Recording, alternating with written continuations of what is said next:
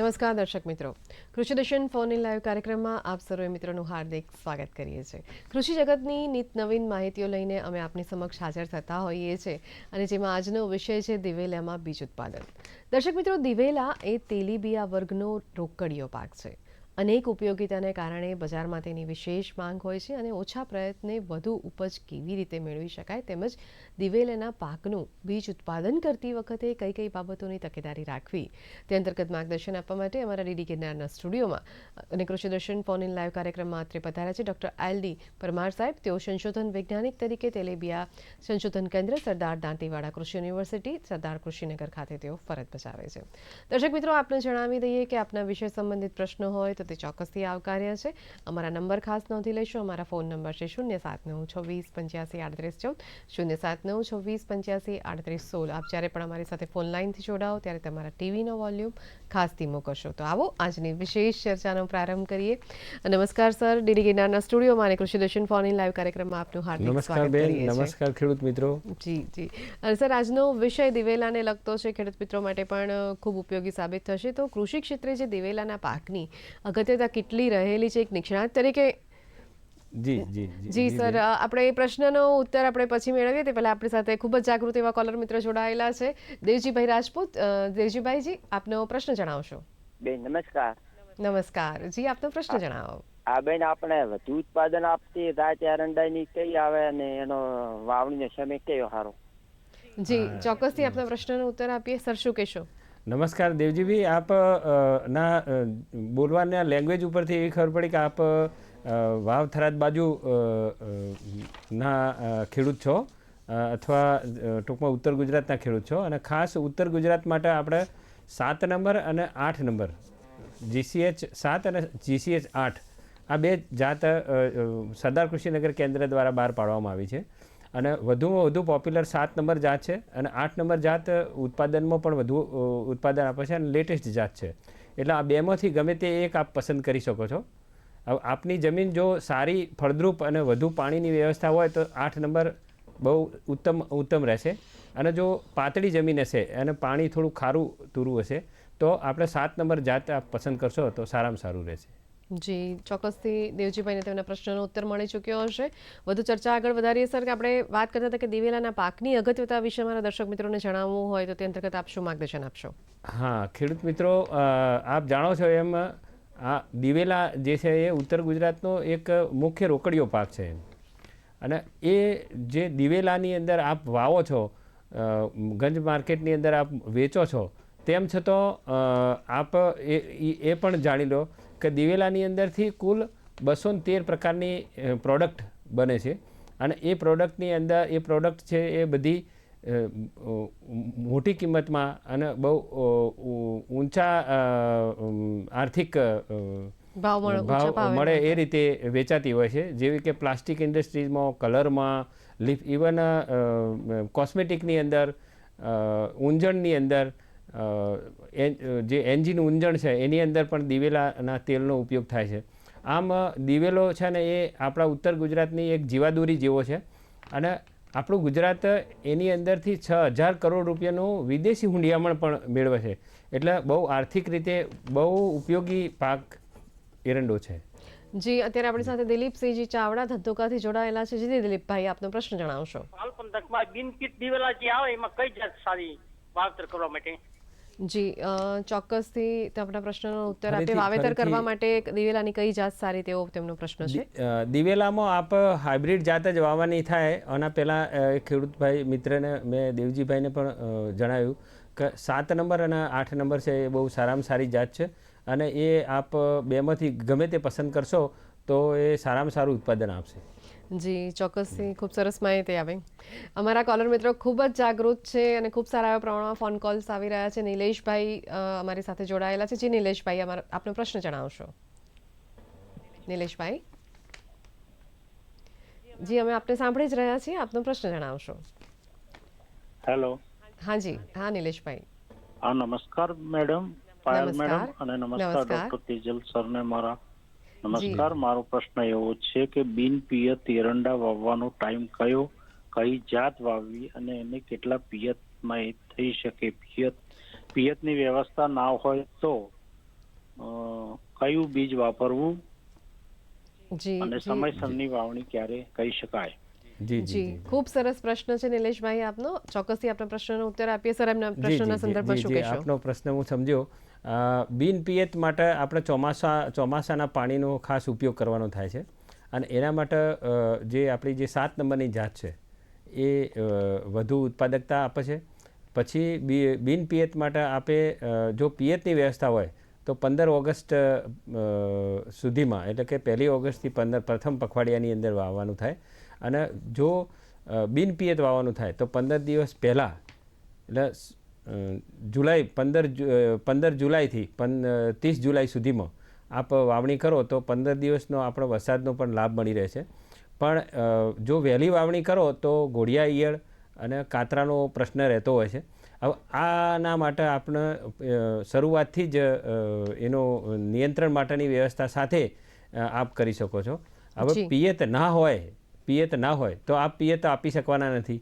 પણ જો પિયત હોય તો બહુ ક્રિટિકલ કન્ડિશનની અંદર કે જે માળ બેસવાનો અવસ્થા આવે એ વખતે પ્રથમ અને બીજી વખતે આપ આછું પિયત આપો તો આપણને ઉત્પાદન સારું મળી શકે એમ છે. જી અત્યારે આપણી સાથે ધ્રોલથી ભાઈલાલભાઈ જોડાયેલા છે. જી ભાઈલાલભાઈ, આપનો પ્રશ્ન જણાવશો? જી ભાઈલાલભાઈ, અમે આપણે સાંભળી જ રહ્યા છીએ. આપનો પ્રશ્ન જણાવો વિષયના સંદર્ભમાં. હાજી હાજી, અમે આપણે સાંભળી રહ્યા છીએ. આપનો પ્રશ્ન જણાવો. સૌથી પહેલા તમારા ટીવીનો વોલ્યુમ ધીમો કરી દો જેથી કરીને આપણા પ્રશ્નને વધુ સરળતાથી સાંભળી શકાય.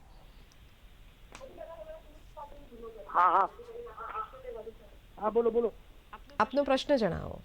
પ્રશ્ન એરંડાનું આપણે દિવેલિયાનું બિયારણનું પ્લોટિંગ કરવું હોય તો માહિતી માટે સત્તા લેવી. જી ચોક્કસથી આપના પ્રશ્નનો ઉત્તર આપી દઈએ. સર, તેમને બિયારણ લેવું છે તો ક્યાંથી પ્રાપ્ત થશે? ના, બિયારણનું પ્લોટિંગ એમનો પ્રશ્ન, આ જે વિષય આજનો છે બેન, એ વિષયના અનુરૂપ પ્રશ્ન છે. હા જી. આપણે બિયારણનો જે બીજ પ્લોટિંગ કરવું હોય તો આપને પોતાને કરવાનું હોય તો આપ સર્ટિફાઈડ બિયારણ ઉત્પન્ન કરવા માટેનો પ્રોગ્રામ લઈ શકો છો. અને એની અંદર આપણી જે જુદી જુદી હાઇબ્રિડ જાતો છે એ જાતોની અંદરથી એક જાત આપ પસંદ કરી શકો એમ છો. અને એનો આપને ફાઉન્ડેશન સીડ, માદા અને નરનો ફાઉન્ડેશન સીડ બીજ મેળવવાનું થાય. હવે ફાઉન્ડેશન બીજ છે એ આપને ગુજકો માસોલ, જે આપણી ગુજરાત સરકારની જે કંપની છે એ, અને બીજી કંપનીઓ જે પ્રાઇવેટ મોટી કંપનીઓ છે એમના દ્વારા ઉત્પન્ન કરેલું નર અને માદાનું આપણે ફાઉન્ડેશન માતૃબીજ મેળવી શકો. અને એના માટે આપ પોતાનું ખેતર પસંદ કરી અને એની અંદર 3:1ના ગુણવત્તા રેશિયાની અંદર આપ વાવણી કરી શકો. અને જે સીડ સર્ટિફિકેશન એજન્સી આપણા સરકારની છે એની અંદર આપ રજિસ્ટ્રેશન કરાવી, ફોર્મ ભરી રજિસ્ટ્રેશન કરાવી, ફી ભરી અને એના પછીનું જે માર્ગદર્શન છે એ એમના દ્વારા પણ મળી રહેશે. એટલે એ પ્રમાણે આપ બીજ ઉત્પાદન કાર્યક્રમ લઈ શકો છો. ખાસ તો અલગીકરણ, જે આઇસોલેશન છે એ આપને ધ્યાન રાખવું જોઈશે કે આજુબાજુ બીજા કોઈ ખેડૂતો 600 મીટરથી નજીક, 300 મીટર થી નજીકમાં આપના આજુબાજુનો કોઈ ખેડૂત બીજો એરંડો વાવતો ના હોય એવા ખેતરનું અને સારી ફળદ્રુપતાવાળું અને પાણીની વ્યવસ્થાવાળું ખેતર પસંદ કરી અને આપ બીજ ઉત્પાદન કાર્યક્રમ લઈ શકો છો. ખૂબ સરસ સર, આપે માહિતી આપી. દર્શક મિત્રો, પરમાર સાહેબ પાસેથી હજુ પણ ઘણી બધી માહિતી મેળવવાની બાકી છે, પરંતુ અત્યારે સમય થયો છે નાનકડા વિરામ બાદ ફરી પાછા મળીએ.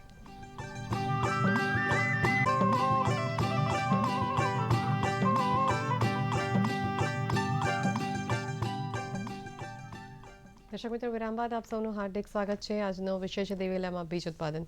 અત્યારે અમારી સાથે મહેસાણાથી અમૃતજી ઠાકોર જોડાયેલા છે. જી, એમનો પ્રશ્ન સાંભળીએ. અમૃતજી, આપનો પ્રશ્ન જણાવશો? અમૃતભાઈ, અમે આપને સાંભળી રહ્યા છીએ. આપનો પ્રશ્ન જણાવો વિષયના સંદર્ભમાં.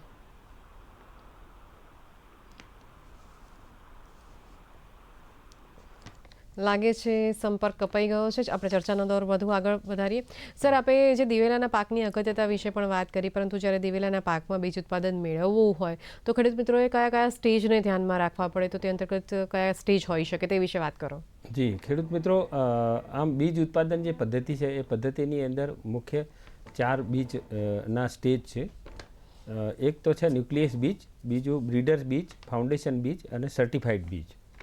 હવે ન્યુક્લિયસ બીજની વાત કરીએ તો એ વૈજ્ઞાનિકો દ્વારા જે બીજ ઉત્પન્ન કરવામાં આવે છે અને બહુ જૂજ પ્રમાણમાં, અને એની શુદ્ધતા 100% જેવી, 99.99 નહીં પણ 100%, 100% શુદ્ધતાવાળું, બહુ ઓછા પ્રમાણમાં 500 ગ્રામથી કિલોના વજનમાં બીજ ઉત્પાદન કરવામાં આવે છે. એ બીજ ઉત્પાદન માંથી આ બીજ માફ કરશો સાહેબ, આપણે ઉત્પાદન. અટકવું પડશે. આપણી જી, સાથે જી. અન્ય કોલર મિત્ર જોડાયેલા છે, પ્રેમજીભાઈ, જેઓ કચ્છથી બોલી રહ્યા છે. જી પ્રેમજીભાઈ, આપનો પ્રશ્ન જણાવશો.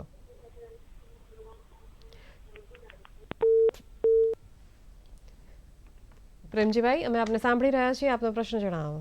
લાગે છે સંપર્ક ફરીથી એક વખત કપાઈ ગયો લાગે છે. સર, આપણે ચર્ચાનો દોર આગળ વધારીએ. હા, તો હું આગળ કહેતો હતો એમ, ન્યુક્લિયસ બીજ એ બ્રીડર બીજ ઉત્પન્ન કરવા માટેનું માતૃ બીજ છે. બ્રીડર બીજ થોડું એનાથી વધુ જથ્થામાં ઉત્પન્ન કરવાનું થાય છે. બ્રીડર બીજની અંદરથી આપણને ફાઉન્ડેશન બીજ મળે છે, અને ફાઉન્ડેશન બીજની અંદરથી પ્રમાણિત અથવા સર્ટિફાઈડ સીડ મળતું હોય છે. હવે બ્રીડર બીજ વૈજ્ઞાનિક દ્વારા ઉત્પન્ન કરવામાં આવે છે, જ્યારે ના માર્ગદર્શન હેઠળ, અને ફાઉન્ડેશન બીજ એ કંપનીઓ દ્વારા ઉત્પન્ન કરવામાં આવે છે. અને આપણી ગુજરાતની જે બીજ ઉત્પાદન કંપનીઓ ખરી એ પણ બનાવતી હોય છે. અને જે સર્ટિફાઈડ બીજ છે એ જે ફાઉન્ડેશન સીડને માવતૃ બીજ તરીકે ઉપયોગ કરીને બનાવવામાં આવે છે, એ ખેડૂતો અથવા નાની નાની કંપનીઓ અથવા વધુ જથ્થામાં ઉત્પન્ન કરતી કંપનીઓ દ્વારા આ બિયારણ બનાવવામાં આવતું હોય છે. જી, ખૂબ સરસ સર, આપે માહિતી આપી. અત્યારે આપણી સાથે નવસારીથી કિશોરભાઈ દેસાઈ જોડાયેલા છે. જી કિશોરભાઈ, આપનો પ્રશ્ન જણાવશો. કિશોરભાઈ, આપનો વિષય સંબંધિત પ્રશ્ન જણાવો. હવે નવસારીની આજુબાજુમાં અમારે દિવેલા બનાવવા હોય તો અમારે અહીંયા ચોમાસું લાંબુ હોય એટલે ઓક્ટોબરની આજુબાજુ બનાવવાના થાય, ઓક્ટોબર નવેમ્બર બની શકે ખરા? જી, ખૂબ સરસ પ્રશ્ન છે. સર, તેમનો પ્રશ્નના સંદર્ભમાં શું માર્ગદર્શન આપશો? જી જી જી તેઓ નવસારીથી બોલી રહ્યા છે. નવસારી બાજુ આપને એરંડાનું બીજ ઉત્પાદન જો કરવાનું થતું હોય, બીજ ઉત્પાદન, તો ઓક્ટોબર નવેમ્બરની અંદર એનું વાતાવરણ થોડું અનુકૂળ સારું આવતું હોય છે, અને આપ લઈ શકો છો. પણ અત્યારે હાલ જે જાતો બહાર પાડેલી છે એ લાંબા ગાળાની જાતો છે, બરાબર.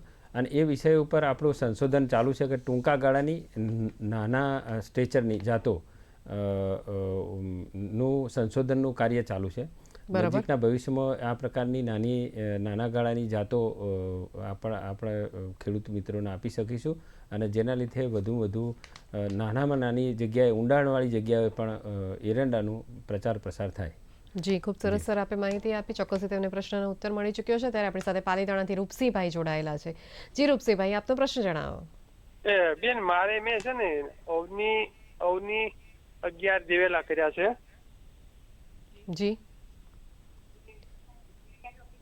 સૌથી પહેલા તમારા ટીવી નો વોલ્યુમ ધીમો કરી દેશો, જેથી કરીને આપણે પ્રશ્નને છે ને એનું હાઈટ કવડી થાય છે. મેં કપાસમાં કર્યા છે. જી, એટલે આપનો પ્રશ્ન ફરીથી એક વખત જણાવો રૂપસિંહભાઈ. મેં બેન અવની 11 દિવેલા કર્યા છે કપાસમાં. બરાબર બરાબર. પણ એ છે ને એની હાઈટ કવડી થાય એ મારે જોવાની છે. જી, ચોક્કસથી આપના પ્રશ્નનો ઉત્તર આપી દઈએ રૂપસિંહભાઈ. સર, શું કહેશો તેમના પ્રશ્ન સંદર્ભમાં? ખેડૂત મિત્રને જણાવવાનું કે એમને અવની 11 જે એરંડો એ પ્રાઇવેટ કંપનીનો એરંડો છે, અને સામાન્ય રીતે એરંડા હાઈટને માટેનો પ્રશ્ન પૂછી રહ્યા છે. એરંડા છે એની જે જગ્યા છે એ એરંડાના છોડને બહુ બોડી જગ્યા જોઈતી હોય છે.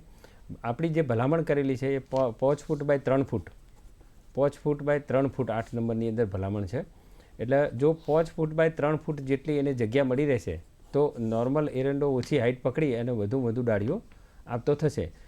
જો તમે નજીકમાં નજીક વાવેલા હશે તો ઊભા સોઠા જેવા થઈ જશે.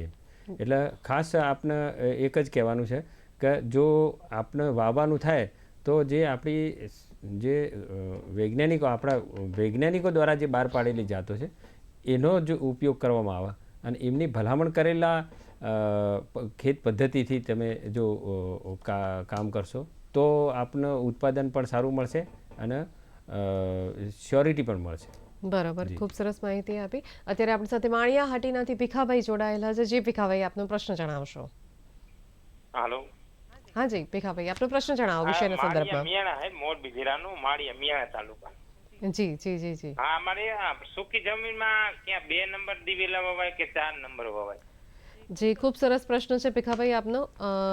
સર આમના શું હા, કહેશો, હા. આન્સર શું આપશો? 2 નંબર જે દિવાલા આપે વાત કરી GC 2 નંબર એ 1994ની અંદર જાત બહાર પાડવામાં આવેલી હતી. અને જે 4 નંબર એ જાત છે હાઇબ્રિડ જાત નથી. અને જે 4 નંબર છે એ 1986ની અંદર બહાર પાડવામાં આવી હતી. હવે એ બંને જાત છે એ બહુ જૂની થઈ ગઈ છે, એટલે એને છોડી અને આપ 7 નંબર વાવો. 7 નંબર ઇવન બિન પિયતની અંદર અને આછી પાતળી જમીનની અંદર તો અમારા વૈજ્ઞાનિકોનો અનુભવ પણ એવું કહે છે, અને ખેડૂત મિત્રો જે અમારા વાવ થરાદ સુઈગામ એ બાજુના જે ખેડૂત છે એ ખેડૂત મિત્રોનો પણ એવો અનુભવ છે કે 7 નંબર બિન પિયતમાં 4 નંબર અને 2 નંબર જેવા જ થાય છે. અને પાછું એની અંદર 7 નંબરની અંદર સુકારો આવતો નથી, એટલે એક પણ છોડ જતો નથી. તો ખાસ અમારી તો ભલામણ એવી છે કે આપ 7 નંબર બિન પિયતમાં વાવો. બરાબર. દર્શક મિત્રો, પરમાર સાહેબ દિવેલામાં બીજ ઉત્પાદન વિશે ખૂબ સરસ મહત્વની માહિતી આપી રહ્યા છે, પરંતુ હજુ સમય થયો છે વધુ એક નાનકડા વિરામનો. વિરામ બાદ ફરી પાછા મળીએ.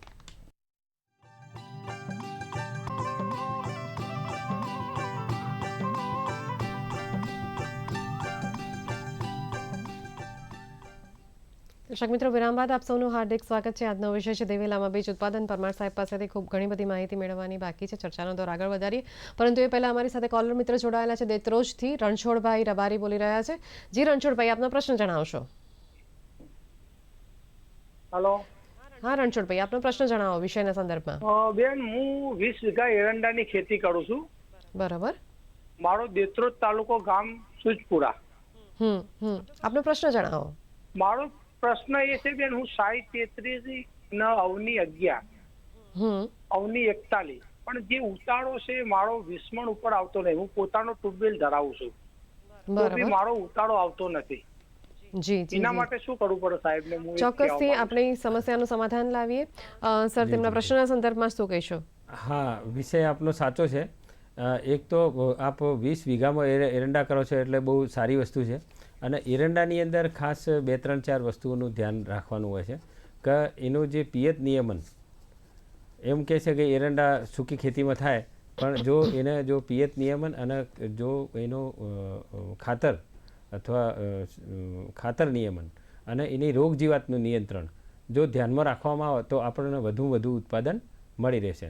અને ખાસ ગેરંટેડ ઉત્પાદન લેવા માટે આપણા સરકારશ્રી દ્વારા જે બહાર પાડેલી જાતો છે કે જે 7 નંબર છે, 8 નંબર છે, તો એ જાતોનો ઉપયોગ કરી અને એના માટે જે થયેલી ભલામણો છે એ ભલામણોનો ઉપયોગ કરો તો આપને હું કહું છું કે વધુ આપ ઉત્પાદન મેળવી શકશો. જી, ખૂબ સરસ સર આપે માહિતી આપી. ચોક્કસ તેમને પ્રશ્નનો ઉત્તર મળી ચૂક્યો છે. ત્યારે આપણી સાથે ધોળકાથી મહેન્દ્રસિંહ વાઘેલા જોડાયેલા છે. જી, પ્રશ્ન જણાવો મહેન્દ્રભાઈ આપનો. મારું આવે શું આવે? જી, આપનો પ્રશ્ન જણાવો. મહેન્દ્રભાઈ, અમે આપને સાંભળી રહ્યા છીએ. આપનો વિષય સંબંધિત પ્રશ્ન જણાવો. લક્ષ્મણસિંહજી, જી, જય માતાજી. જી, આપનો પ્રશ્ન મારો જણાવો. પ્રશ્ન એ છે કે દિવેલા ઉત્પાદનનો પ્રોગ્રામ લેવો હોય તો ક્યાંથી અને એની શું વિધિ હોય, વત્તા દિવેલા ઉત્પાદન થયા પછી સરકાર ઈ કયા ભાવે કઈ રીતની એની ખરીદી કરતી હોય છે? જી, ખૂબ સરસ પ્રશ્ન છે મહેન્દ્રભાઈ આપનો. આપના પ્રશ્નનો ઉત્તર આપીએ. સર, તે શું કહેશો તેમના પ્રશ્નના સંદર્ભમાં? આપણો પ્રશ્ન આ જે વિષયની ચર્ચાના અનુરૂપ જ છે. આપને જો દિવેલાનો બીજ ઉત્પાદનનો પ્રોગ્રામ લેવો હોય તો આપે પહેલાં તો એનું માતૃબીજ લેવાનું થાય. તો માતૃબીજ આપણા જે ગુજકો માસોલ છે અથવા તો જે પ્રાઇવેટ કંપનીઓ જે ફાઉન્ડેશન બીજ બનાવ્યું હોય માતૃબીજ, એ માતૃબીજ ત્યાંથી આપ નર અને માદાનું લઈ શકો છો. અને લીધા પછી એની જે થેલી, એનું બિલ એ જોડે રાખી અને આપણી જે જિલ્લાની અંદર એક બીજ પ્રમાણન એજન્સીની ઓફિસ હોય છે અને તેઓ એક ક્લાસ 2 ઓફિસર હોય છે. એમનો સંપર્ક કરી અને આપ એમનું ફોર્મ લઈ અને ફોર્મ ભરી અને એની અંદર બધી ડિટેલ માહિતી ભરી, આપનો સર્વે નંબર અને એરિયા અને એ બધું ટૂંકમાં એ ફોર્મ ભરી અને એની જે નોમિનલ જે રજિસ્ટ્રેશન ફી છે એ રજિસ્ટ્રેશન કરાવવાનું હોય છે. રજિસ્ટ્રેશન થઈ જાય એ સમયે આપણે વાવણી કરવાની હોય છે. વાવણી થયા પછી એનો જે બીજ ઉત્પાદનના જે નિયમો છે એ નિયમો પ્રમાણે આપણે એનું પાલન કરી અને બીજ ઉત્પાદન કરવાનું હોય છે. એ આપણે પાછળથી આપ કન્ટિન્યુ રહેજો, તો જો વચ્ચે ટોપિક આવશે તો હું ડિટેલ આપને સમજાવીશ કે કયા કયા પ્રિકોશન્સ અથવા તો લેવાના થાય છે, બરાબર? જી જી જી એટલે જી એ રીતે જે બીજ ઉત્પાદન થાય એનું આપ પેકિંગ આપના ત્યાં જ થશે, ગ્રેડિંગ પેકિંગ કરી અને આપ પોતે જ વેચી શકો છો. અને સરકાર મારા નોલેજ પ્રમાણે બીજ ઉત્પન્ન થયેલું બીજ સરકાર ખરીદતી નહીં. જે ગંજમાં આપવાનું જે ગ્રેન છે એ ગ્રેન માટે સરકારની જુદી જુદી સ્કીમો છે, પણ બીજની ખરીદી માટેની સ્કીમો મારા નોલેજમાં નથી. એટલે એ ચોક્કસ વિષય ઉપર પ્રકારની આપને- રજિસ્ટ્રેશન જી, પ્રોસિજર જી. કરવી પડશે અને તેઓને. ખાસ તો આપને કહું કે જે ગંજમાં વેચવાનું જે બીજ હોય છે એ 60 રૂપિયા કિલો જાય છે, જ્યારે આ રહ્યું 300 રૂપિયા કિલો જાય છે. એટલે આપ બીજા વેચ્યા વગર આપ જ પોતે એને વેચી શકો છો અને ખેડૂત પોતે જ એક ઉત્પાદક અને વેપારી બની શકે છે. બરાબર. એટલે બહુ અભિનંદનના પાત્ર છો આપ અને આ રીતે પ્રોગ્રામ આપ લઈ શકો છો. જી ખૂબ સરસ સર આપે માહિતી આપી. અત્યારે આપણી સાથે પાલનપુરથી દિનેશભાઈ પ્રજાપતિ ફરીથી એક વખત જોડાયેલા છે. જી દિનેશભાઈ, આપનો પ્રશ્ન જણાવો. નમસ્કાર મેડમ. નમસ્કાર, આપનો પ્રશ્ન જણાવો. સરને મારો પ્રશ્ન એવો છે કે દિવેલા બીજ ઉત્પાદનમાં રોગિંગ એટલે શું અને તે કયા કયા સ્ટેજે કરવાનું હોય છે? જી ખૂબ સરસ પ્રશ્ન છે. જી ખૂબ સરસ પ્રશ્ન છે દિનેશભાઈ આપનો. આપને ચોક્કસથી ઉત્તર આપી દઈએ. સર શું કહેશો તેમના પ્રશ્નને વિશે? દિવેલા પાકની અંદર રોગિંગ તો ખેડૂત મિત્રોને જણાવું કે રોગિંગ એટલે જે બિનજરૂરી અથવા તો ઓફ ટાઈપના જે જાત છે એ જાતથી અલગ જાતના જે છોડ છે એ છોડને કાઢી નાખવાની જે પ્રક્રિયા છે એને રોગિંગ કહેવામાં આવે છે. મુખ્યત્વે દિવેલા બીજ ઉત્પાદનની અંદર 3 સ્ટેજે રોગિંગ થાય છે. ટોટલ 3 સ્ટેજ છે. પ્રથમ સ્ટેજની અંદર 30 થી 35 દિવસ પહેલાં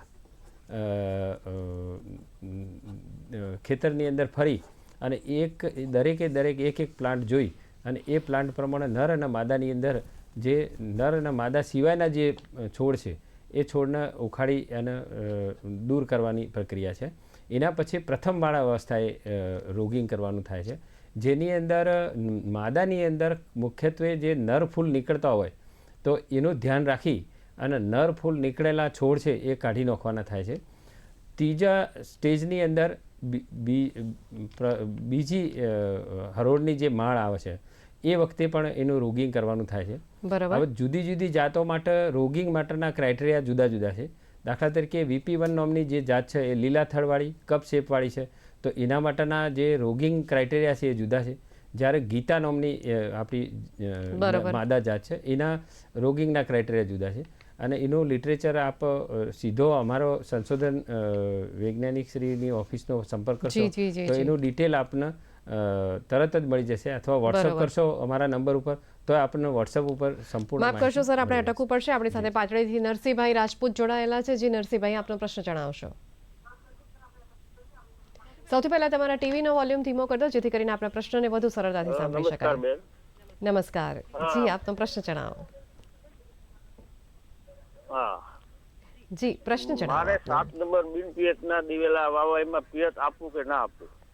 જી ચોક્કસથી આપના પ્રશ્નનો ઉત્તર આપીએ. તેમને 7 નંબરના દિવેલા વાવવા છે અને બિનપિયત ની વાત કરી રહ્યા છે. બિનપિયત આપ કરવા માંગો છો, તેમ છતાં આપ કહો છો કે મારે પિયત આપવું છે, તો એ તો સારું છે. એ જો બિનપિયત તરીકે તમે થોડા વહેલા વાવો, બરાબર, અને રોગ અને જીવાત ઉપર નિયંત્રણ રાખી અને તમે જો એરંડા વાવો અને જો તમારી પાસે પિયતની સગવડ હોય અને વચ્ચેના ગાળામાં, એટલે કે ભાઈ 15 ઓગસ્ટથી 15 સપ્ટેમ્બર વચ્ચે કોઈ વરસાદની તાણ પડે અને એ વખતે ક્રિટિકલ કન્ડિશન આવે, તો એ વખતે આપ સપ્લિમેન્ટરી પિયત આપો તો આપનું ઉત્પાદન સારું જ મળવાનું છે. એટલે બિન પિયત એરંડા કર્યા પછી પિયત ના આપવું ને એવું કોઈ રૂલ નહીં. આપ પિયત આપશો તો ઉત્પાદન એનાથી વધશે જ, ઘટશે નહીં. પણ યોગ્ય સમય યોગ્ય પ્રમાણમાં પિયત આપવું એ ખાસ જે ભલામણ થયા પ્રમાણનું આપવું જોઈએ. જી સર, ડીડી ગિરનારના સ્ટુડિયોમાં અત્રે પધાર્યા અને અમારા દર્શક મિત્રોને ખૂબ સરસ માર્ગદર્શક માહિતી આજના વિષયના સંદર્ભમાં આપી, તે બદલ આપનો ખૂબ ખૂબ ધન્યવાદ. દર્શક મિત્રો, સરે જે માહિતી આપી તે માહિતીનો ચોક્કસથી ઉપયોગ કરશો, પરંતુ તે પહેલાં આપને આગામી વિષય જણાવી દે. આગામી તારીખ 31/7/24ના રોજ 5:30 આપ જે વિષય નિહાળી શકશો તે વિષય છે રાસાયણિક ખાતરનો વિવેકપૂર્ણ ઉપયોગ. દર્શક મિત્રો, ફરીથી મળીશું આવા જ એક નવા વિષય, નવી માહિતી અને નવા નિષ્ણાતની સાથે. ત્યાં સુધી પાયલને રજા આપશો. નમસ્કાર.